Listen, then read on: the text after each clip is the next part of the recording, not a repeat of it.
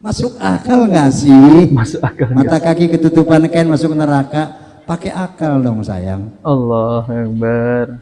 Pakai akal dong. Allahu Akbar. Masa ketutupan mata kaki masuk neraka? Bang Haji, Bang Haji. La ilaha illallah. La ilaha illallah Bang Haji, Bang Haji. Jangan dilibet-ribetin, ini agama. La ilaha illallah. Allah. Kaki mesti diangkat, takut masuk neraka. Astagfirullah. Kalau takut kebanjiran boleh. Allah. Masuk akal itu.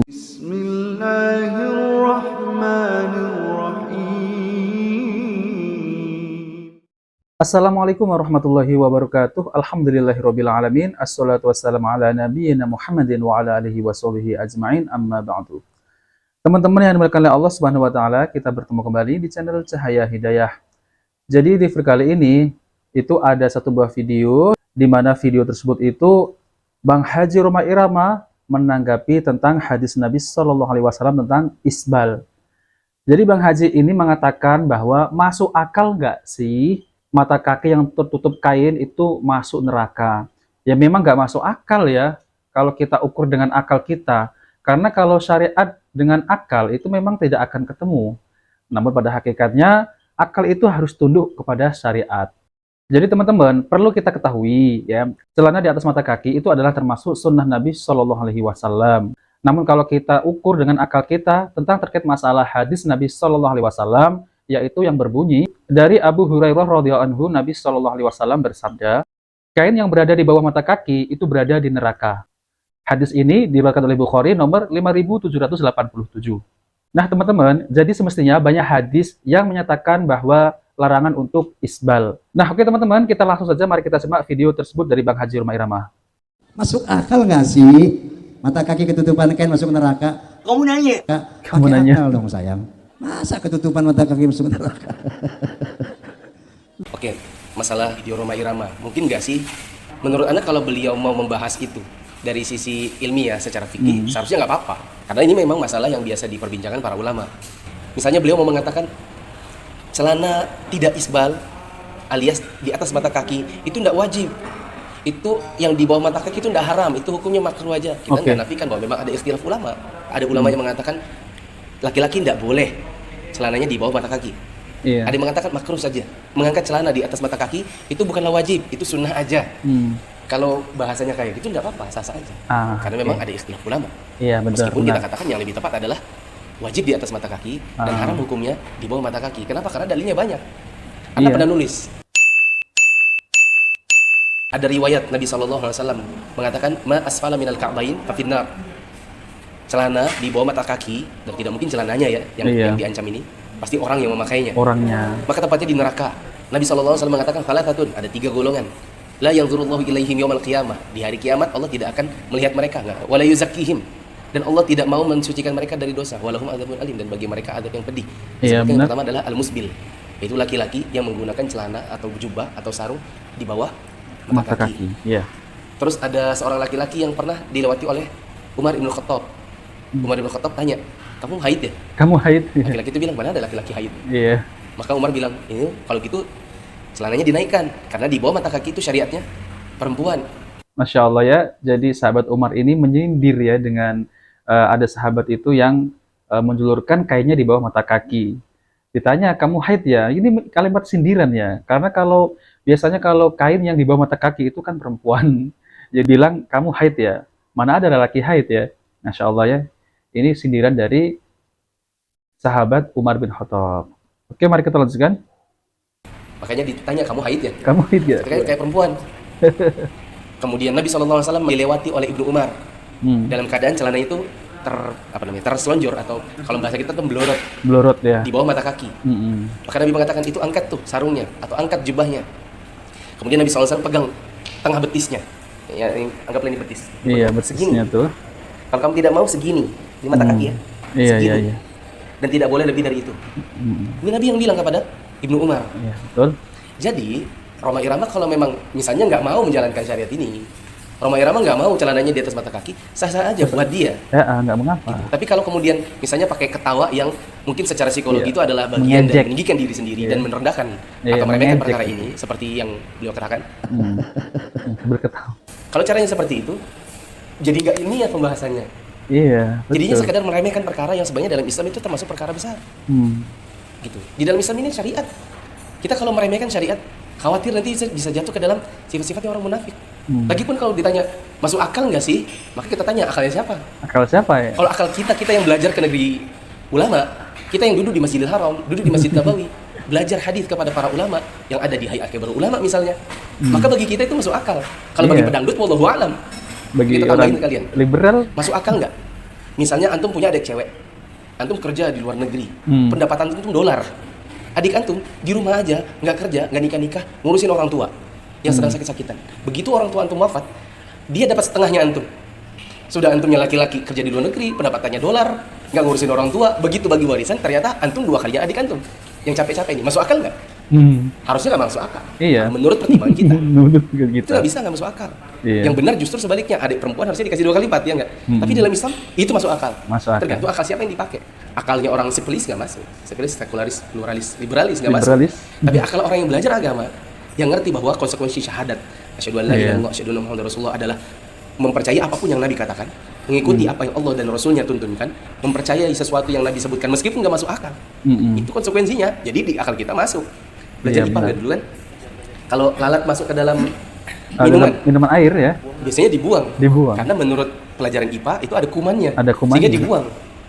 Gitu. Tapi kalau menurut Allah dan Rasulnya, kalau lalat masuk dalam minuman itu celupin sekalian. Iya. Karena kata Nabi SAW, di satu sayap ada racun, di satu sayap ada Ada penawar. penawar. Dan Iya. memang dalam Islam ini akal itu tidak bisa dijadikan tolak ukur. Karena akal orang satu dengan yang lain beda-beda. Nah, teman-teman yang dimuliakan oleh Allah Subhanahu wa taala, jadi itulah ya penjelasan dari Ustadz Muflih Safitra. Jadi memang ini akal kita ini tidak akan menjangkau yaitu syariat yang sudah ditetapkan oleh Allah Subhanahu wa taala. Ya kalau dipikir-pikir memang nggak nyambung. Namun akal kita ini harus tunduk kepada syariat. Ya, misal tadi Bang Haji Roma Irama mengatakan bahwa masuk akal nggak sih ya kain yang tertutup mata kakinya tempatnya di neraka. Memang kalau menurut Bang Haji Roma Irama memang nggak masuk akal. Namun akal kita ini harus tunduk kepada dalil. Bukan dalil kita tundukkan, namun akal kita yang tunduk terhadap dalil. Jadi teman-teman, banyak dalil tentang terkait masalah kain yang di bawah mata kaki tempatnya di neraka. Oke, mari kita simak ya. Hadis yang pertama yaitu adalah dari Ibnu Umar radhiyallahu anhuma, Rasulullah shallallahu alaihi wasallam bersabda, Allah tidak akan melihat kepada orang yang menyeret pakaiannya dalam keadaan sombong, yaitu kainnya itu diseret, ya berarti kan di bawah mata kaki ya. Hadis riwayat Muslim nomor 5574. Lalu kemudian dari Ibnu Umar radhiyallahu anhuma juga Rasulullah shallallahu alaihi wasallam bersabda, sesungguhnya orang yang menyeret pakaiannya dengan sombong, Allah akan melihatnya pada hari kiamat. Hadis riwayat Muslim nomor 5576 ya.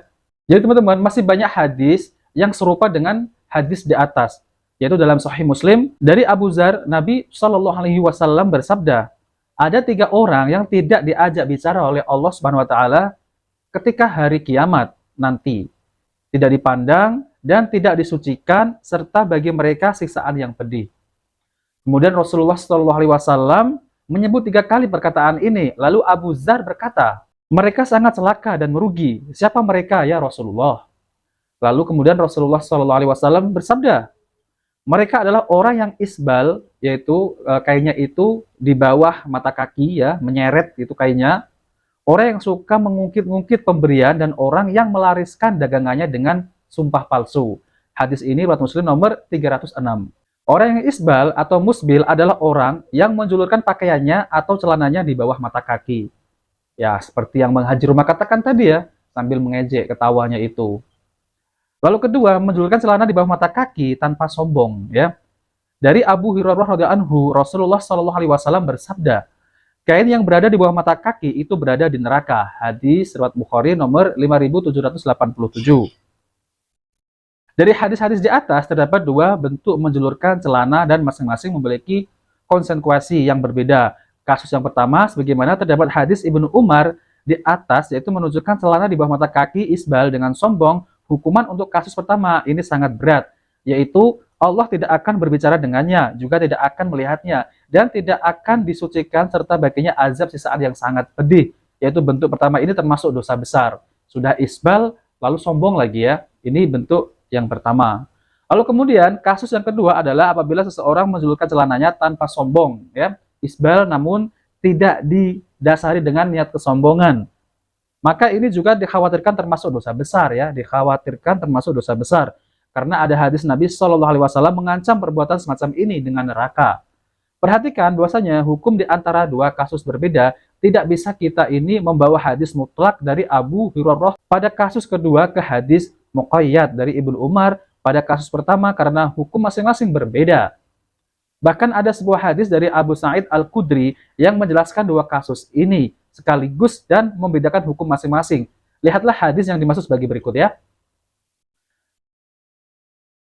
Pakaian seorang muslim adalah hingga setengah betis. Tidaklah mengapa jika diturunkan antara setengah betis dan 2 mata kaki. Jika pakaian tersebut berada di bawah mata kaki, maka tempatnya di neraka. Dan apabila pakaian itu diseret dalam keadaan sombong, Allah tidak akan melihat kepadanya pada hari kiamat nanti. Hadis riwayat Abu Dawud nomor 4095 dikatakan sahih oleh Syekh Al-Albani dalam Sahih Al-Jami' As-Shaghir halaman 921. Kemudian sebagian para ulama ada yang berpendapat bahwa jika menjulurkan celana tanpa sombong maka hukumnya makruh ya. Kalau tanpa sombong, isbal tanpa sombong hukumnya makruh. Ini sebagian para ulama karena menganggap bahwa hadis Abu Hurairah pada kasus kedua dapat dibawa ke hadis Ibnu Umar, yaitu pada kasus pertama. Maka berarti yang dimaksud dengan menjulurkan celana di bawah mata kaki sehingga mendapat ancaman siksaan adalah yang menjulurkan celananya dengan sombong ya. Jika tidak dilakukan dengan sombong, hukumnya makruh. Hal ini yang dipilih oleh Imam An-Nawawi. Dan dalam Syarah Muslim dan Riyadhus Shalihin juga merupakan pendapat Imam Syafi'i. Serta pendapat ini juga dipilih oleh Syekh Abdullah Ali Bassam. Namun pendapat ini kurang tepat ya. Jika kita melihat dari hadis-hadis yang ada menunjukkan bahwa hukum masing-masing kasus berbeda. Jika hal ini dilakukan dengan sombong, hukumannya sendiri. Jika dilakukan dengan tidak sombong, maka kembali ke hadis mutlak yang menunjukkan adanya ancaman neraka. Bahkan dalam hadis Abu Sa'id Al-Khudri, dibedakan hukum di antara dua kasus ini. Perhatikan baik-baik hadis Abu Sa'id di atas. Jika pakaian tersebut berada di bawah mata kaki, maka tempatnya di neraka.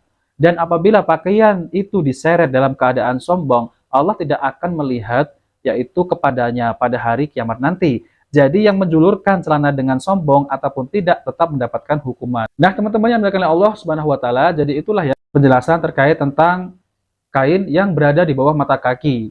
Nah kalau kita lihat ya, itu siapa namanya itu? Bang Haji Roma Irama. Ini mengatakan bahwa kain yang di bawah mata kaki tempatnya di neraka. Itu dengan nada kayak mengejek ya, kayak merendahkan, terus ketawa, masuk akal nggak sih? Namun kalau Bang Haji Roma Irama mengatakan bahwa kalau nggak sombong nggak apa-apa, nah itu bisa di ini lagi ya. Namun kalau sudah seperti itu udah lain ya, itu seakan-akan mengejek.